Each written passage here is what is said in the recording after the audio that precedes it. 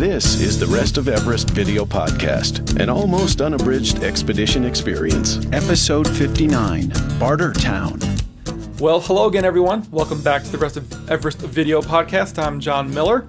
Welcome you guys back to the show, and also, like I promised last week, welcome Ben Clark back to the show. How you doing, Ben? Awesome, John. Thanks again for having me. Second week in a row. Second week in a row. Hey, that's awesome.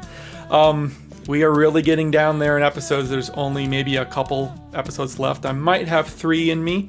We'll see. But I want to just take the time and re-emphasize that the Rest of Everest is not over. In fact, the 2003 expedition was really just the beginning, just to get you guys acquainted to the whole process, the whole idea that there's more to Everest than just climbing it. So there's going to be a lot more content coming down. And this week, we are going to get a better look at the rest of base camp.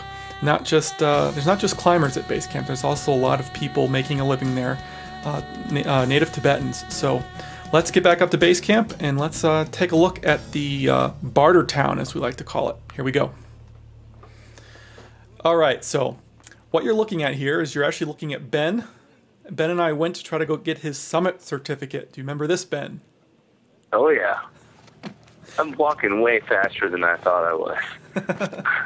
When you summit Everest on the north side, you are presented with an official Chinese Mountaineering and Tibetan Mountaineering Association certificate. And there's this administrative bunker there, here at base camp, and we went to go get it. And as I recall, Ben, it was not there. Yeah, they ended up bringing it. They'd already brought it to our tent. Yeah, I think we disturbed a card game. Yeah. Hard at work playing cards. Yeah, I didn't film inside the bunker purely out of fear, but you can see that the flags flying tell you clearly that it is China that is in charge of the administration of base camp. And yeah, they had dropped off the summer certificate, which you will see in a later episode, and they had dropped it off at our camp already. I think Long had it. So this is a little sign here on the side of the building saying that, you can come to base camp if you're a tourist, but if you want to go up to advanced base camp, it's going to cost you $200 cash. Huh. And this is the base camp marker, which says Mount Chomolungma base camp. Oh, yeah. Chomolungma, of course, is Mount Everest. Mm-hmm. And that's the administrator bunker behind there. And then this is basically, I think, Bartertown. Yeah, here's Bartertown. And you've seen some episodes with us at the with my friends at the little Chomolungma tea house here, but I'm gonna walk around a little bit. I think Ben, you had stumbled back into the Northern Ireland tent to take a break while I went out filming here. Yeah, I wasn't too into standing around or walking too much after that. Bartertown. Yeah, I didn't spend too much time over here. Lots of great shopping from what I hear. There you go. Yeah, Bartertown, you can get just about whatever you want. You can get all kinds of, keychains, which, when you're climbing Everest, having a lot of keychains is probably, critical. Well, it's almost as critical as a down jacket, really. Yeah, I mean, lots of, if you don't want to lose your keys up there, that's for sure. It would surely be a faux pas to lose your keys at 8,300 meters and not be able to get into your tent. Big time, big time. But it's really crowded these days. In all seriousness, what you see there, all those striped, that striped fabric, those are basically just tarps. And so all of these people, they make these little huts out of really what's nothing more than just tarps. So they basically just set up shop here because there's a large tourist trade here, and so people set up little cafes and little boarding houses and whatnot. And yeah, people just, some Tibetans they basically spend the entire spring season there, and then they come back in the fall after the monsoon, and they just provide services to trekkers. And it's got quite a view. Yeah, not a bad spot. No. And you can get shipments of materials like fresh meat comes in every once in a while on these blue trucks, and you'll get the occasional fresh yak meat and everything, but It's you know, it's a hard way to make a living, I have to say. Yeah. Although in April of this year, we stayed in one of these little tea houses instead of in a regular tent, and it was actually quite comfortable. Oh, I bet. I bet you guys had a pretty good, I mean, accommodations, good sleeping at least. Yep, good company too. They were good people.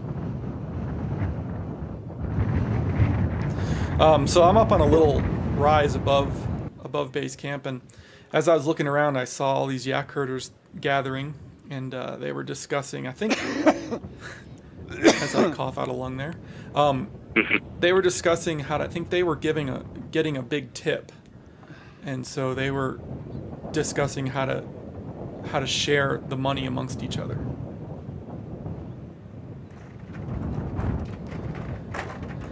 Post office. Post office. This, I believe, is the highest post office regularly, scheduled mail pickup in the world.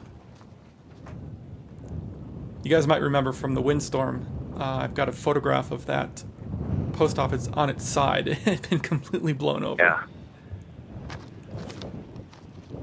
Okay, so this is heading up. That's our friend Banjo. I believe he's peeing there. Yeah, Maybe that might have been Jamie McGinnis. This is Project Himalaya, one of our friends' teams, the Northern Ireland team. There's Banjo. No, not yet. He headed back. Apparently the certificates have already been delivered to camp. Yes. So I just want to stop in and say good luck if I don't see you before we go. No, I'll call up sure later on. You will? I will. All right. Sounds All right, good. Johnny, do you want to sit for a drink or something? Come I on. gotta get back. rest. I gotta get back to camp, and Old there's a lot of Banjo. photographs for sponsors we have to take, and All just some right. other people. But we need a photograph with you when you come over. No So, bother, brother. all right, we'll see you later then. I will see you at the dance, no doubt, Johnny. Take care. Yeah, so Banjo was staying. He was going to go for the summit, and he ended up summiting about a week later. And Yeah. just as everyone was leaving, he and Jamie McGinnis made the summit. And he was probably asking me to hang out because all his rest of his teammates had already left. Richard and Dave were already in Kathmandu at this point. So I ended up walking back to base camp, and then we decided to take a bunch of photographs. This is one of the last photographs I have. And went back into the St. Petersburg team. And if you can look carefully, see how many computers you can count there. Yeah. I see at least 4. I see. Yeah. Wow. And this is 2003, so it's probably even more crowded. And Dima took a look at your foot again. Fantastic foot. You were in pain all the way back to the United States, weren't you? Yeah, big time. And what a great face. Face of a man who no longer has anything left to lose.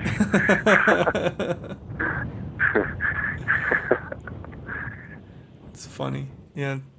So then I started I borrowed Ben's camera and started taking pictures of some of my other friends there. This is me and Tom Masterson. He's a Canadian man who lives in Boulder, Colorado. And he was the one who actually introduced me. He was climbing with the St. Petersburg Russians, and he's the one who introduced me to that camp. And here's one of the other climbers on their team. And it was I owe my relationship to the St. Petersburg camp to Tom Masterson. And then there's me and Dima. I'm 6'1". Keep that in mind. I'm 6 foot 1 inch. So Dima's quite a big guy. Yeah, he's a tall fellow. Tom, however, was not. I like that photograph a lot. I was quite average.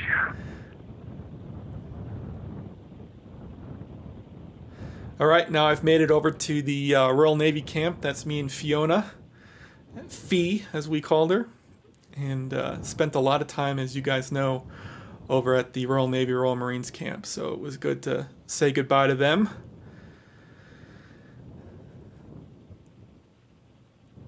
And that's Dave, again, a very tall person. Yeah, Another tall brick. Yep, and actually, I think I owe my relationship to that camp to, well, probably to you, because you told Dave to come over to our camp and talk to me about a DVD software or something like that. And so he came over, and then we started hanging out, and then, fairly inseparable for the rest of the trip. And that was really good. So this was just a nice afternoon to try to settle up because, we're getting ready to leave the next day. This was the last full day that we were at base camp. And so, you got that tremendous view, but really at this point, you don't really care anymore. You're ready. You want to see home. Kind of over. Yeah. Yeah. So here's the rest of some of the Royal Navy, Royal Marines. Someone had gotten a care package, and it had like some cookies or something, and so ended up sharing it, which is really nice. Those were really good. I don't remember exactly what they were, but they were delicious.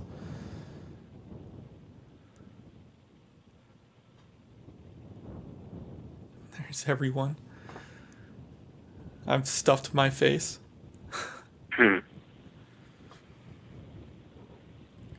It was quite an atmosphere. It was very different.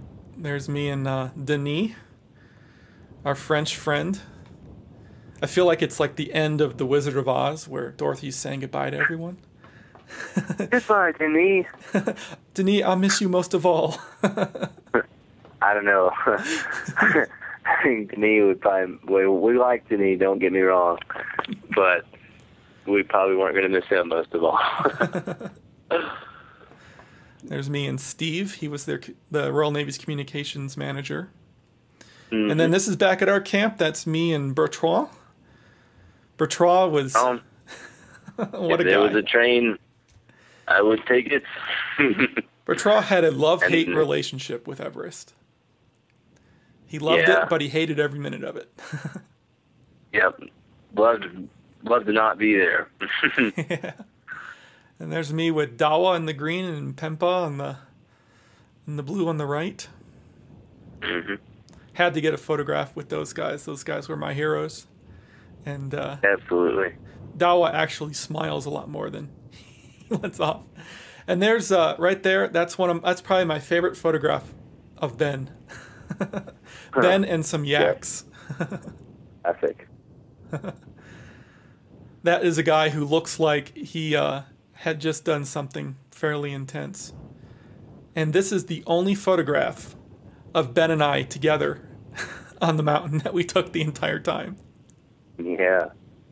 That's why when we went to Aconcagua in Argentina in 2005, I made a point of trying to get a photograph of the two of us in front of the mountain, because at the beginning of the expedition down there, because this is the very last night, the sun's setting here on Everest, and this is the only time we remembered to take a photograph of the two of us. Mm-hmm. And what we didn't remember to do is we didn't remember to get a photograph of the entire team, which I completely regret. Oh well, I guess, memories were not, our memories were not what they could have been, because we have been living up here for 40 plus days and above 17,000 feet with obviously Ben all the way up to the top of Everest and back, so I guess we can be forgiven. All those memories are just relegated back to that gray matter in between your ears, John. Yeah, there you go. And this lovely podcast. All right, so next week we are going to pack up and we are actually going to leave base camp. So this is going to be one of the last episodes. So again, I've said it before, but please everyone stay subscribed. There are more episodes coming. There's going to be a lot more content coming your way. And just stay tuned. And hey, if you have the time, shoot me an email. Let me know what you've thought of the show. Just say hi, because I really want this to be a two-way street. I've shown all of you guys all of this. Share some of your adventures with me. I'd really like to hear about them. So thanks so much, Ben. Yeah, anytime, man. Totally psyched. All right, everyone. We will be next week. We'll be back next week. There I go. See ya. The Rest of Everest is downloaded all over the world every week. If you enjoy watching and would like to show your support, then take a look at my website. Aside from having lots of additional blog entries from the expedition updated every week, there's this little donation button on every page. Now, Many of you have pressed that button, and your generous contributions are helping to cover my hosting fees. If you haven't donated but would like to, then just contribute any amount.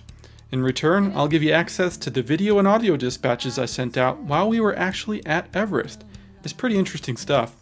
Contribute $25 or more, and I'll even throw in an iPod-compatible version of the film Everest: The Other Side.